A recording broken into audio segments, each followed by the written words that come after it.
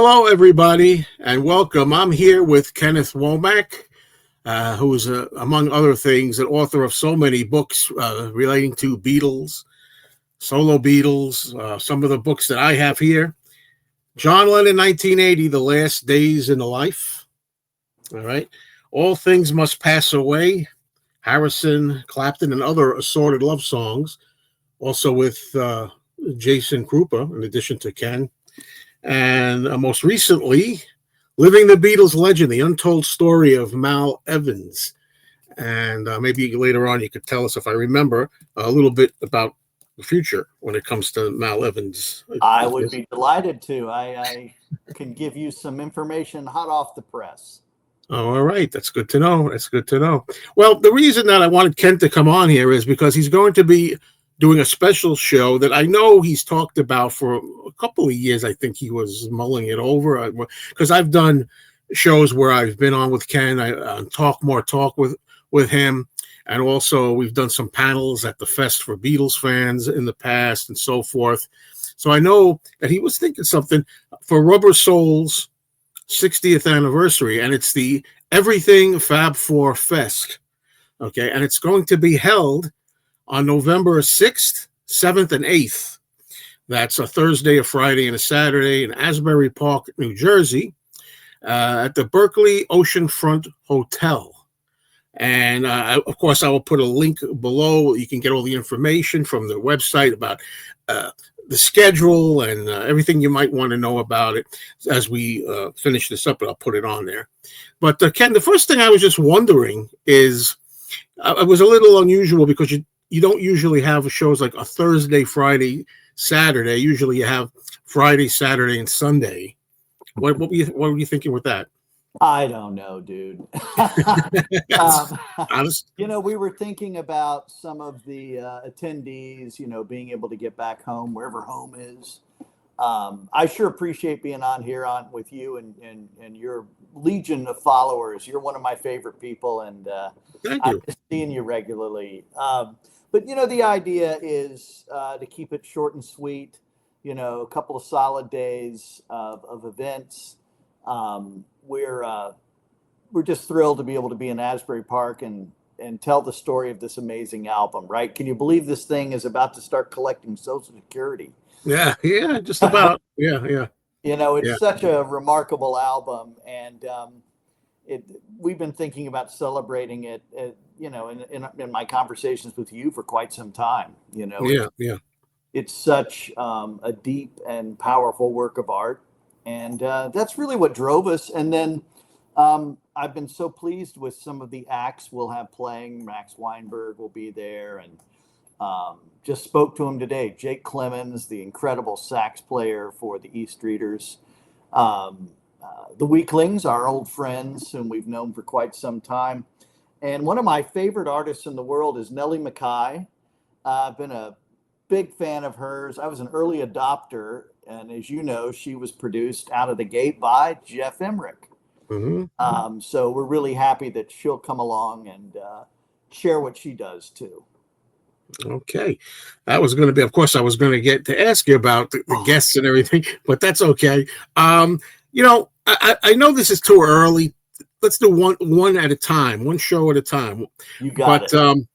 But I'm still thinking already. I wonder if it was successful enough, do you think you'd like to, one step at a time, but if it was successful enough, could you see wanting to do this on an annual basis? Because the reason I also ask is because, there's the Fest for Beatles fans, which of course has been around since 1974. But I notice even as of now, so far, there's no announcement about a March show as usual or anything. And I was just wondering, maybe, with this is something you're aiming for, if successful, that you'd want to do an annual. You bet. And there's no better place than the shore, whether it's in our neck of the woods here at Monmouth University or just a few miles to the south in Asbury.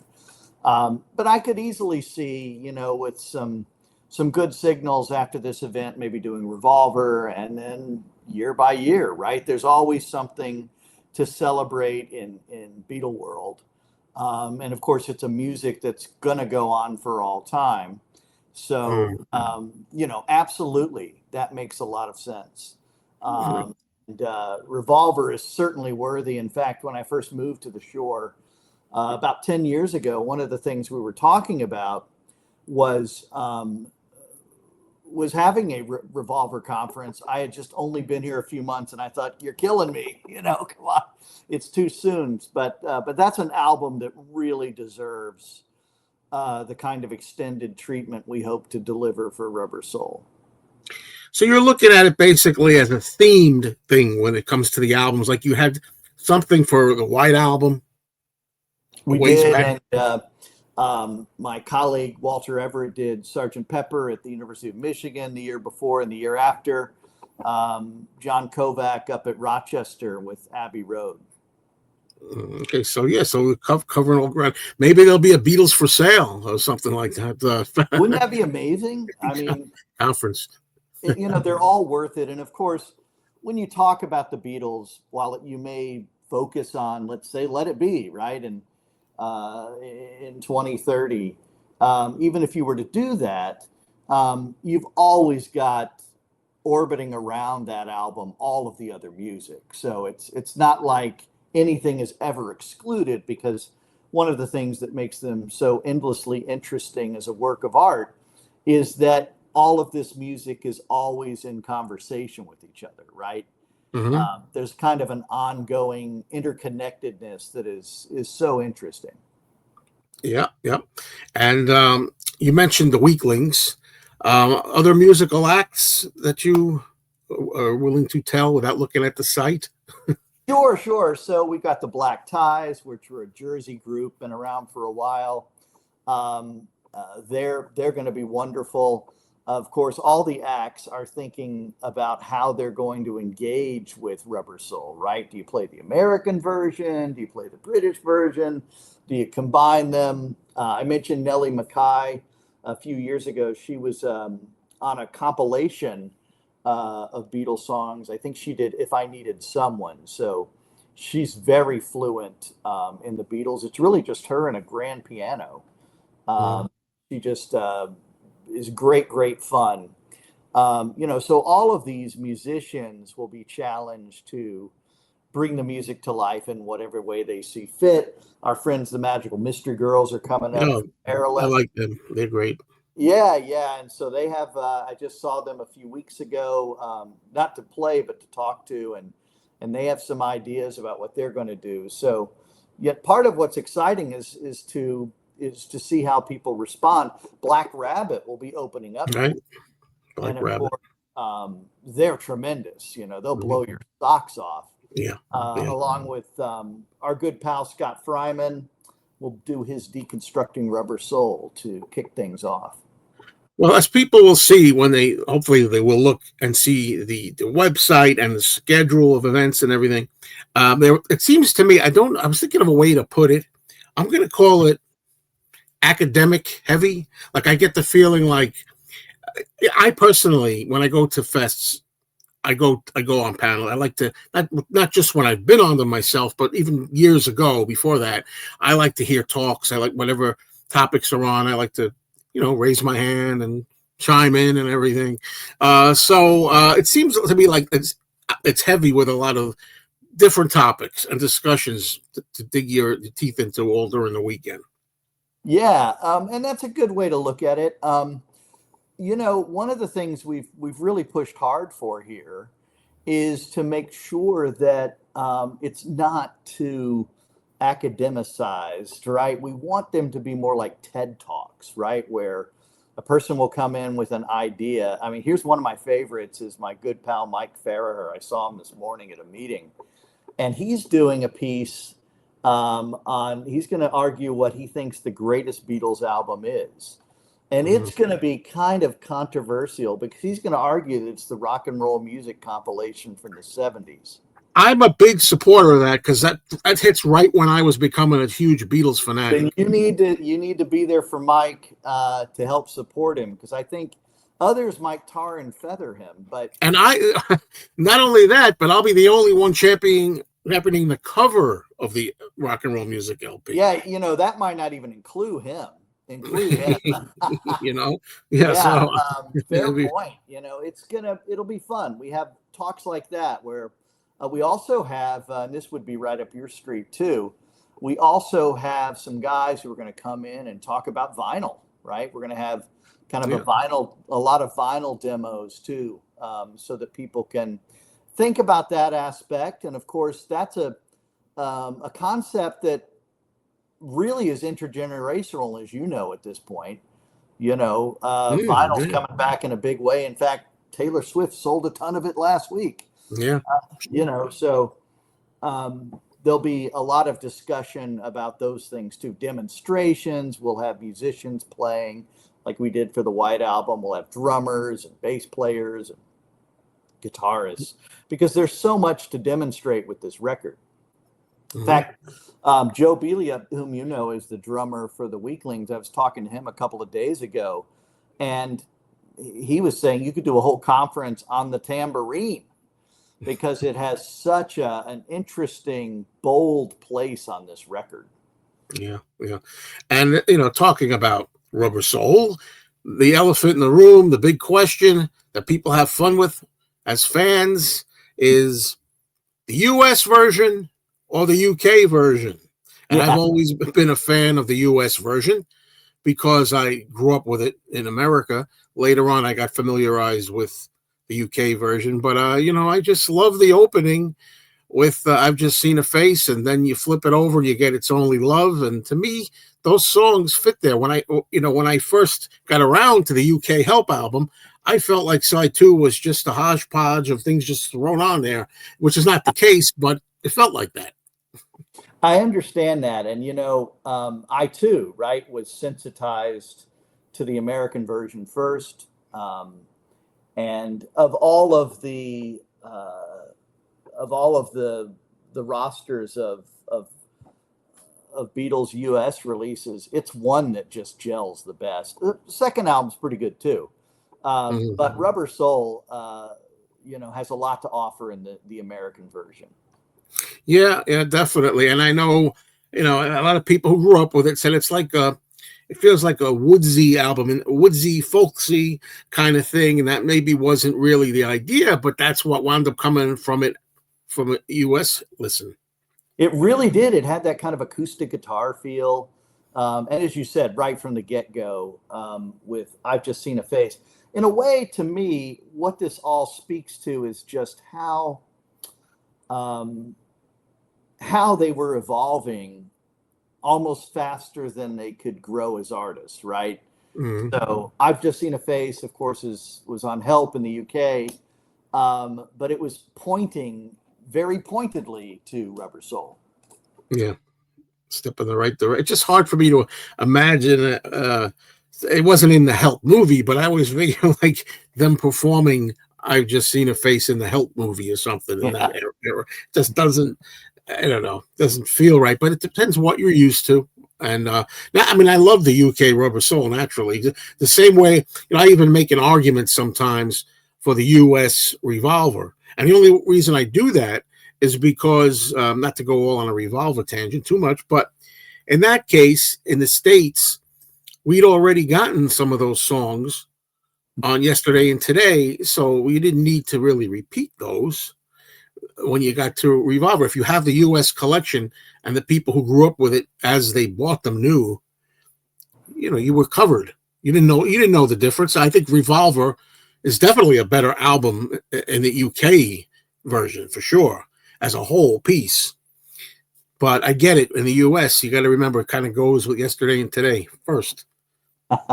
Well, and it depends on how wedded you are, I guess, to ideas like authenticity and artistic intention and Sure, those sorts of things. But we kind of got on this subject talking about rock and roll music, the compilation from the late 70s, and this guy Mike Farraher, that's his go-to record. He still listens to it today.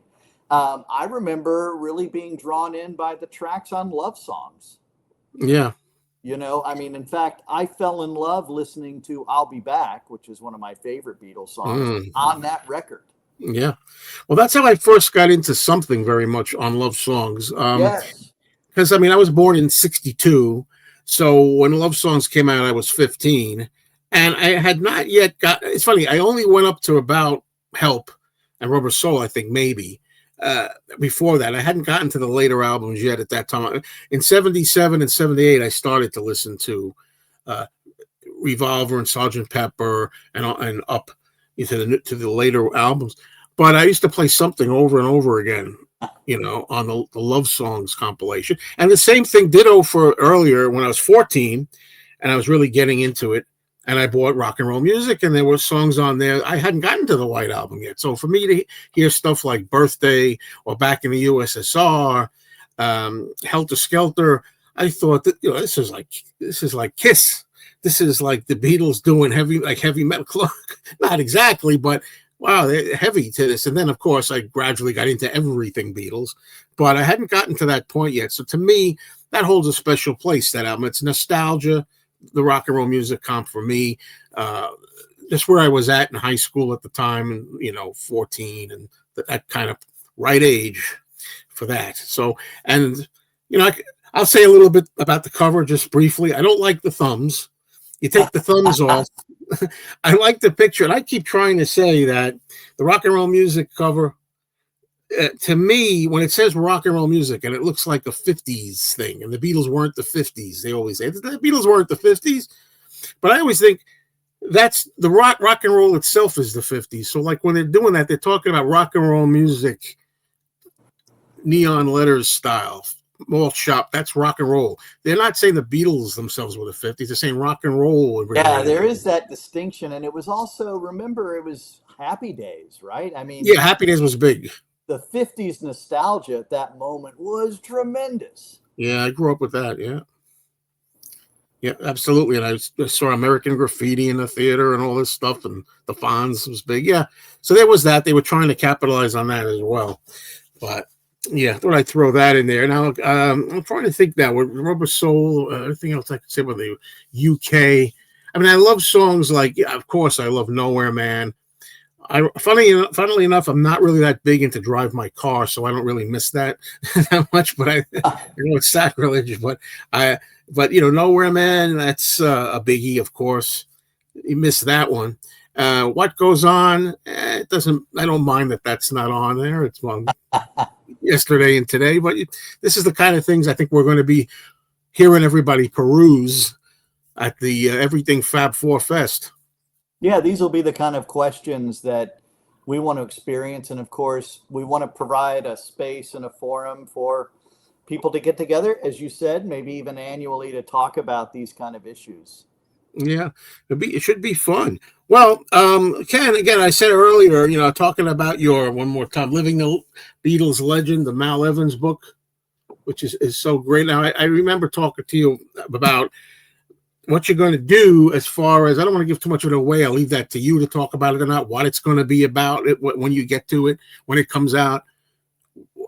If you want to, tell us what we can look forward to, maybe with another Mal Evans chapter. Sure. So the next volume in, I guess, the series is going to be a compendium of Mal's material, because as we all know, well, not all of us maybe, but I'm saying it now. Mal, of course, was the Beatles' first archivist, historian, less charitable pack rat, however you want to put it. He collected material associated with them, obviously when they were in their infancy, and we want to start distributing that material so people can share in it too. So the second book will have a lot of really finely reproduced photos artistically, really, tight, very clean, high resolution, along with Mal's book, which was Living the Beatles Legend, 200 Miles to Go. We'll reproduce that along with diary entries that are associated with it, in Mal's writing, so folks can follow along, as well as new photographs all the way along with that story. In fact, I'm meeting with the designer next week in New York City so we can get this show on the road, because we're looking at a November or perhaps December 2026 release. This is going to happen. And it Okay. will time out with the documentary that's currently being shot about Mal's life. And Nice. so it'll be a kind of companion piece in that way. Okay. I appreciate that information. Thanks a lot. Be looking forward to that. Well, uh, what else? You have anything? Well, that's already enough. But anything else you have planned? Are you doing this, and you're doing the next Mal Evans book? Sure. So you mentioned Jason Krupa earlier in our book Yeah. on All Things Must Pass and Layla. We're working on a new piece that we're finally getting to the point where we're getting toward the finish line. It's called Beatles 74, and it's the story about the end of the partnership Hmm. and all of the elements that came together to make that ending possible and to create, I guess one way to look at it is the groundwork for everything that's going on now. Yeah. So we've been working on this for a while, doing a lot of interviews, getting a lot of new information from surviving witnesses, and of course, having access to Mal's enormous treasure trove of material has also informed this. Great. Well, and that's a big year in the Beatles after the Beatles, year 1974. That's It what really everybody's at. is. Very big year. It's definitive, right? That's big. Yeah. So don't forget, folks, just to wrap it up, once again, it's the honoring of a Rubber Soul 60th anniversary at the Everything Fab 4 Fest, November 6th, 7th, and 8th. Follow the link below once I get it up. And Asbury Park, New Jersey, at the Berkeley Oceanfront Hotel, which is on the boardwalk.